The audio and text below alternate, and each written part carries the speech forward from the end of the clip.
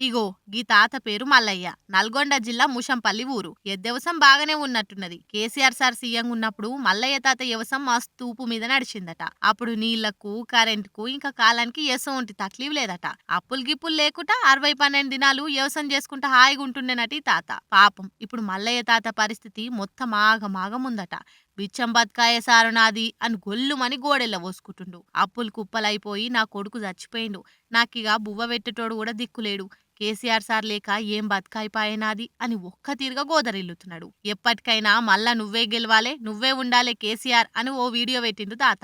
ఈ వీడియో మస్తు వైరల్ అయి కేటీఆర్ సార్ దగ్గరికి చేరింది. దానికి ఫిదా అయిన కేటీఆర్ సారు అబ్బా నా గుండెని తాకినో మల్లయ్య తాత, వచ్చి నిన్ను కలుస్తా అని అన్నాడు. ఇది ఇట్లుంటే కావాలనే రైతుతోటి బీఆర్ఎస్ సోషల్ మీడియా పేజోళ్ళు అట్లా మాట్లాడిచ్చిండ్రు. గవర్నమెంట్ ను బద్నాం చేయాలనే చూస్తుండ్రు అని అంటున్నారు కాంగ్రెస్ వాళ్ళు. మరి పెద్ద మనిషికేమో గవేం తెలియదాయే, మైకు పెడితే మాట్లాడినట్టున్నాడు.